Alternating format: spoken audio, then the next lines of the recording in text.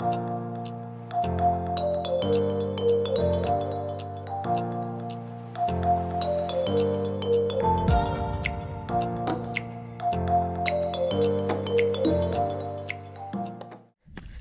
à tous, on se retrouve aujourd'hui pour une petite vidéo test, encore une avant la fin de l'année.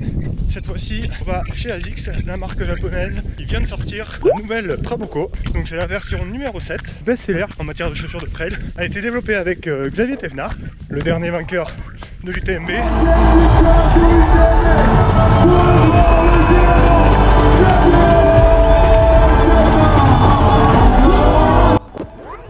Et elle est un peu différente à première vue. C'est la première sortie que je fais avec, comme d'habitude. Je vous donne mes premières impressions et puis je vous ferai d'autres images après plus de kilomètres pour vous en donner un avis plus complet.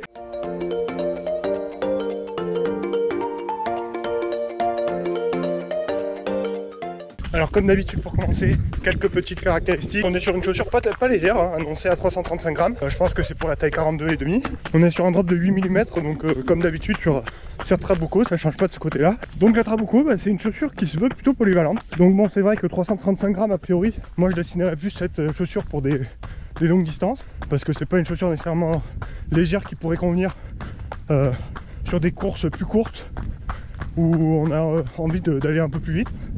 Mais tout de même, on va essayer de faire un peu de vitesse avec pour voir ce que ça donne. À première vue, ça a l'air plutôt pas mal en termes de dynamisme, étonnamment par rapport au poids. Bon, à voir, à tester. Dans les premières choses qui m'ont sauté aux yeux, c'est leur semelle. Je pense que vous l'avez remarqué aussi. Une semelle très agressive avec de gros crampons. C'est vrai qu'on n'avait pas l'habitude de voir ça sur les Trabuco d'habitude.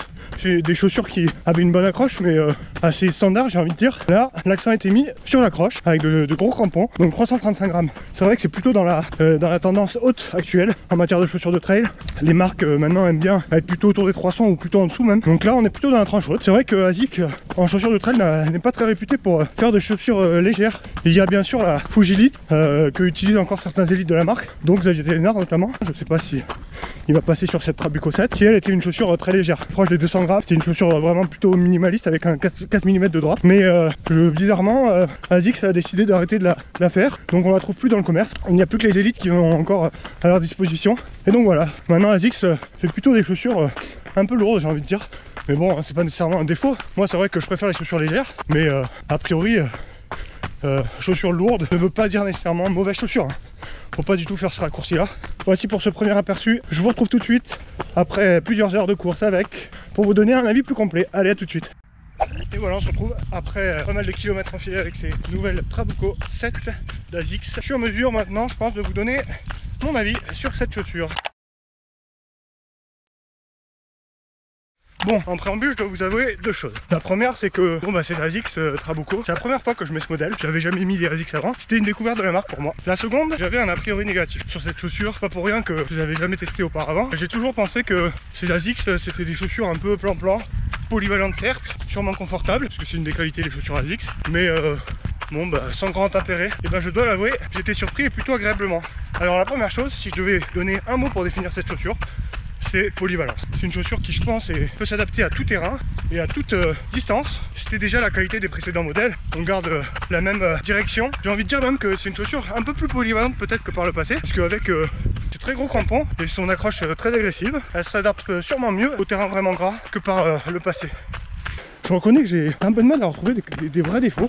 Premier abord, j'aurais dit plutôt que c'était des chaussures peut-être un peu lourdes, qui manquaient un peu de dynamisme. Et c'est vrai que c'est un peu le cas. 335 grammes pour une taille 42,5. Bon, on ne peut pas faire des miracles, hein, ça c'est clair. C'est pas une chaussure ultra dynamique que j'amènerais avec moi sur des formats marathon ou un peu plus bas. Bon, format marathon encore, pourquoi pas. Mais voilà, des 20 km, 30 km, sûrement pas une chaussure que j'amènerais avec moi. Pour ces formats, je préfère mettre des Ocatorn que j'ai testé récemment, les Light Rush de chez Millet par exemple. Bien sûr, les Slab Sense 7 de chez Salomon par exemple. Voilà, ça c'est typiquement des chaussures faites pour les formats courts, pour courir vite, très dynamique. On n'est pas sur cette gamme de chaussures avec la Trabuco 7. Cela étant dit, une fois que j'ai dit ça, c'est difficile de trouver de vrais défauts à la chaussure. Et sincèrement, je pense que pour beaucoup de monde, c'est une chaussure qui peut convenir pour tout usage. L'entraînement quotidien, c'est une chaussure qui a l'air plutôt bien résistante, semelle vraiment efficace, qui a l'air solide, un mesh qui sent la solidité. Et ça on apprécie. Parce que c'est vrai que parfois, sur certains modèles d'autres marques, au bout de 200 km, soit la semelle elle est un peu usée, soit au niveau du mesh, il y a déjà de l'usure importante. Sauf que la Asics Trabuco 7, elle va s'en tirer plutôt bien. Évidemment ça a confirmé parce que je fais un peu moins de 100 km avec, donc je peux pas non plus vous dire